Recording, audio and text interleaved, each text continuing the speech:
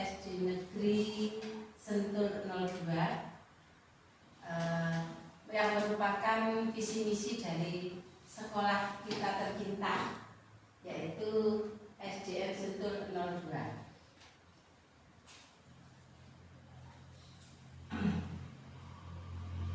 Untuk profil saya, ini nama saya Sri Martini Wibawati, tanggal lahirnya 25 Maret 1970, agama Islam. Nah, ini saya sebagai kepala sekolah di sini. Lanjut.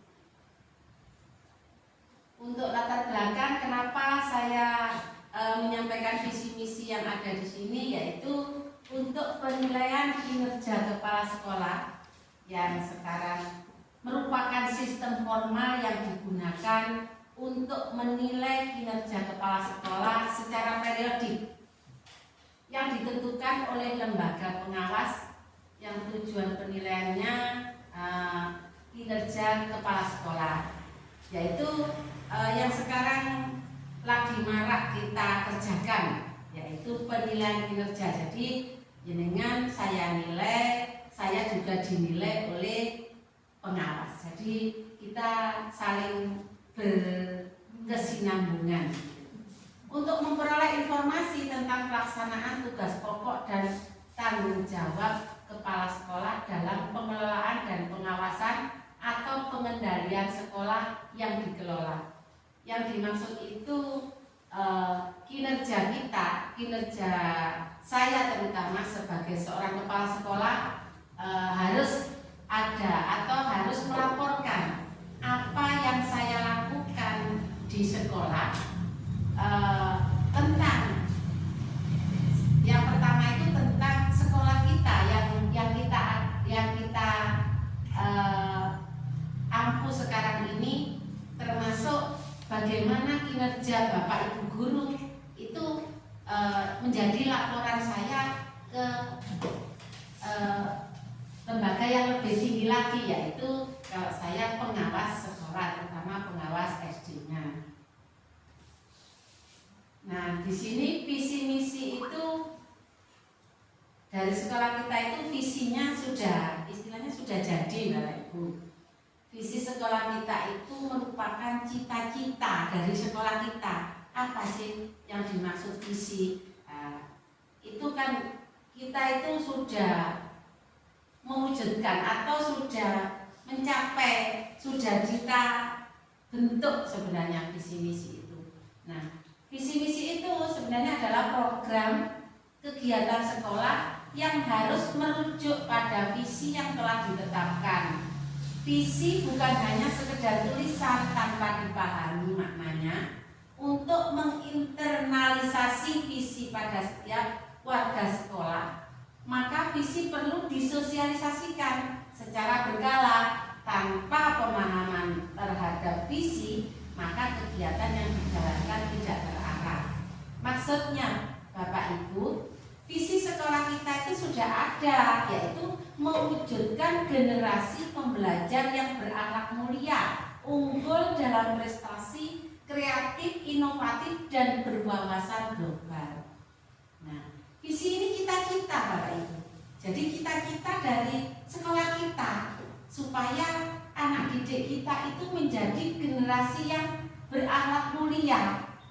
Dalam artian kita itu menjabarkannya melalui misi nantinya penjabarannya. Nah, yang kita harapkan anak-anak itu berakhlak mulia. Ya apa kira-kira? Bagaimana kira-kira anak-anak kita itu memiliki akhlak yang sangat mulia? Nah, ini tugas dari Bapak dan Ibu guru supaya Bapak dan Ibu guru itu mendidik, membimbing anak-anak kita itu ke arah akhlak mulia. Di samping itu unggul dalam prestasi. Paling tidaklah anak-anak kita itu kalau ikut seperti lomba atau ada kegiatan USN, 2SN seperti kemarin itu di pentas agama, anak-anak kita itu masih ada yang nyantol, ada yang dapat piagam. Untuk yang 2SN sekarang ini ya mungkin ada yang seperti contohnya O2SN yang akan kita laksanakan tanggal 22. Tanggal 22 itu juga ada kegiatan. Nah ini salah satunya unggul dalam prestasi ya, termasuk kreatif, inovatif, dan berwawasan global. Kreatif itu dalam artian anak-anak itu bisa menyatu dengan alam.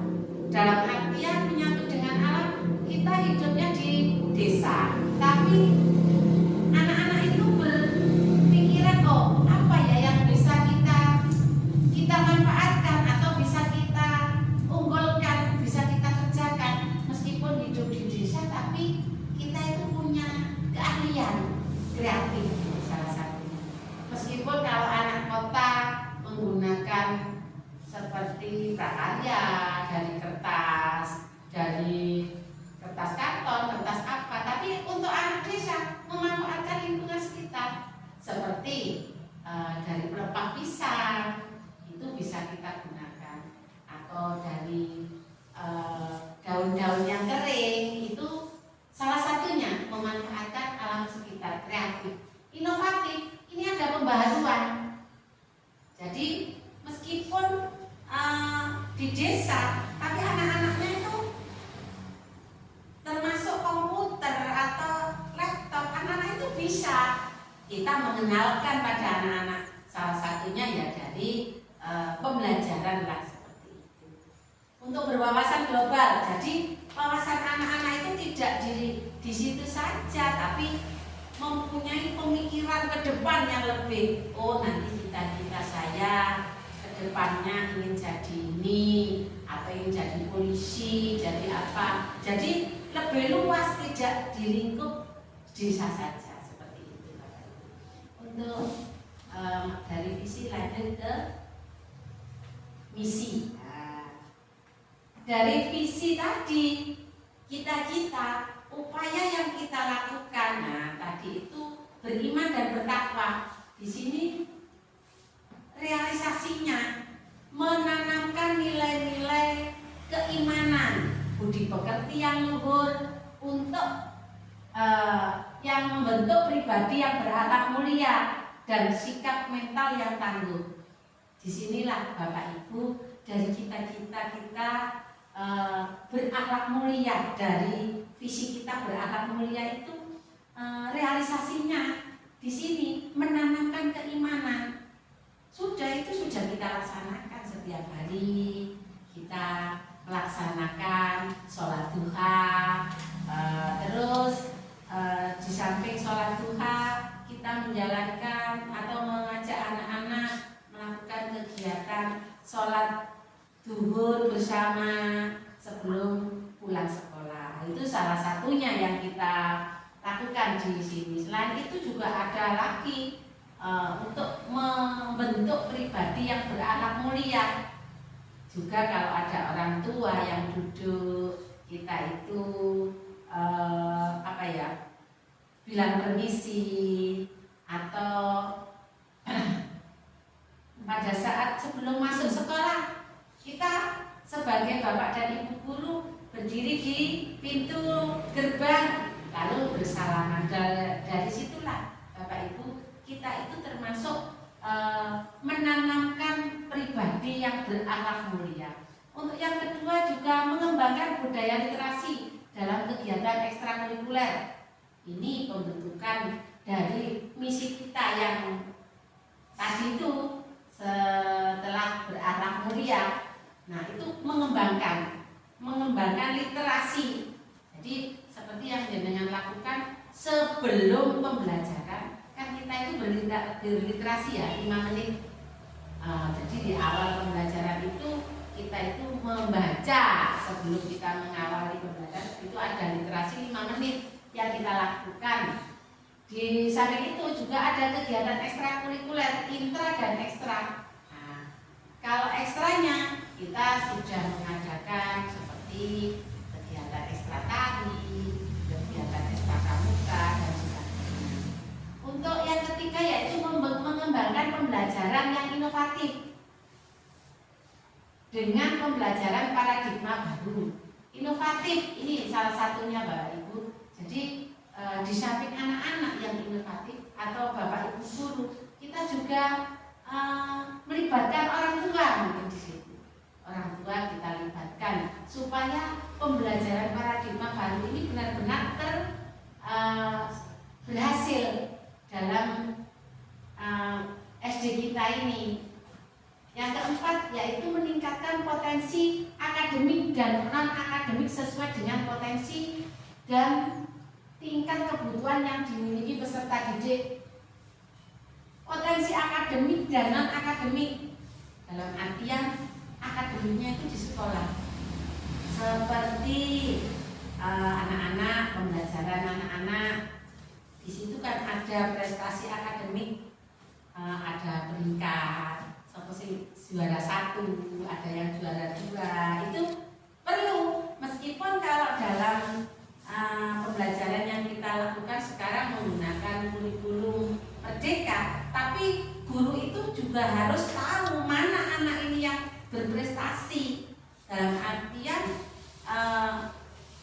yang kita gunakan meskipun itu kurikulum merdeka atau kurikulum 13, tapi kita itu memiliki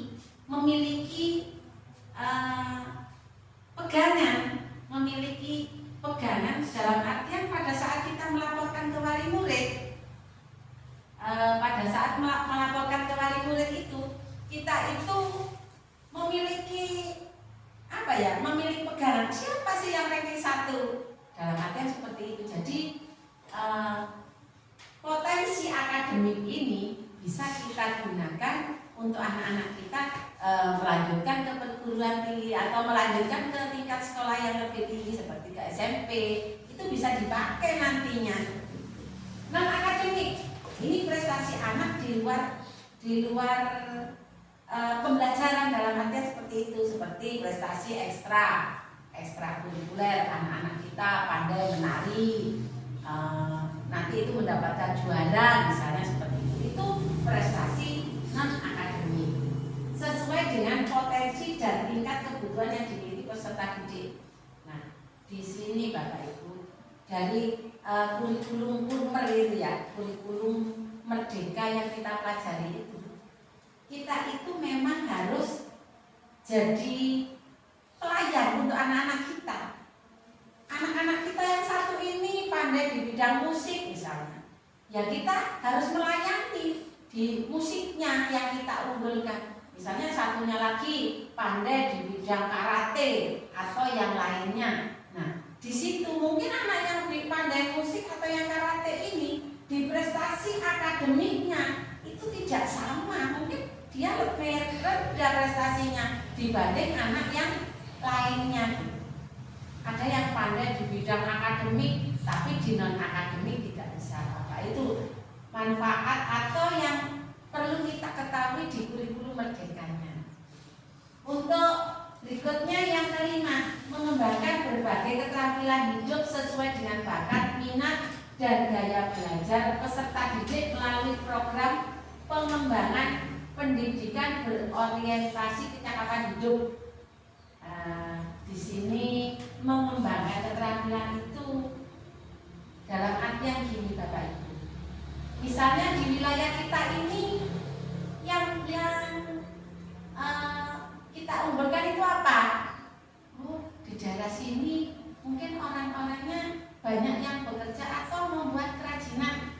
Kerajinan dalam artian di wilayah sini kan banyak orang-orang yang membuat tape ya, tape dari singkong. Nah, anak-anak itu kita apa ya?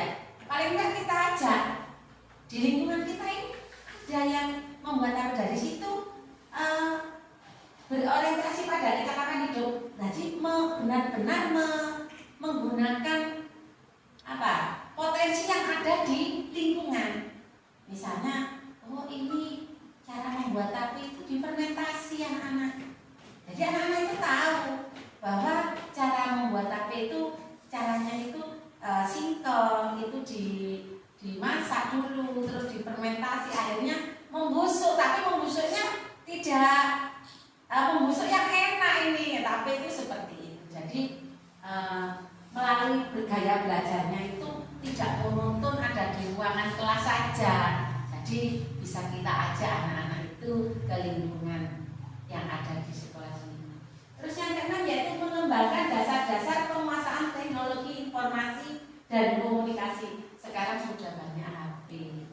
HP itu anak-anak meskipun anak-anak itu bermain dalam artian menggunakan HP atau menggunakan ya alat itu tadi, tapi kita arahkan penguasaan informasi dan komunikasi dalam hal penggunaannya kita arahkan ke arah yang lebih positif, bukan ke arah yang tidak baik seperti main game terlalu lama atau bolehlah anak-anak itu pakai HP boleh, tapi kita arahkan ke hal-hal yang positif. Itu untuk pengembangan dari nomor 6. Nah ini untuk laporan kegiatan mungkin dari SD Negeri Sentul 02. Nah ini karakter yang kita tanamkan tadi itu pengembangan karakter sesuai dengan profil pelajar Pancasila. Salah satunya ini tentang keagamaan Bapak Ibu, anak-anak diajak sholat berjamaah, terus ini mengaji bersama, ada kegiatan apalagi itu seperti pondok Ramadan dan sebagainya. Terus lagi yang intra atau kokurikuler dan ekstrakurikuler. Nah di sini ada kegiatan ekstra yaitu seni tari, terus ada juga pramuka yang kita galakkan atau kita tingkatkan di SD Sentul 02. Terus selanjutnya, nah ini untuk berikutnya ada kegiatan anak-anak kerja bakti, menanam di kebun sekolah. Jadi di kebun sekolah itu kita tanami seperti hari Sabtu itu anak-anak selain ada kegiatan ekstra juga anak-anak diarahkan untuk pembelajaran di luar sekolah. Contohnya membuat toga, di kebun sekolah. Di samping itu juga ada ini kegiatan pentas seni, pentas PAI yang anak-anak juga memperoleh penghargaan kemarin itu salah satunya. Untuk kegiatan pengembangan pembelajaran, nah anak-anak juga diajak untuk berkolaborasi dengan guru dengan menggunakan pembelajaran secara IT. Anak-anak aktif sekali di sini untuk melakukan kegiatan. Lanjut, terima kasih. Itu tadi paparan dari saya selaku Kepala Sekolah SDN Sentul 2 tentang visi misi sekolah. Terima kasih. Wabillahi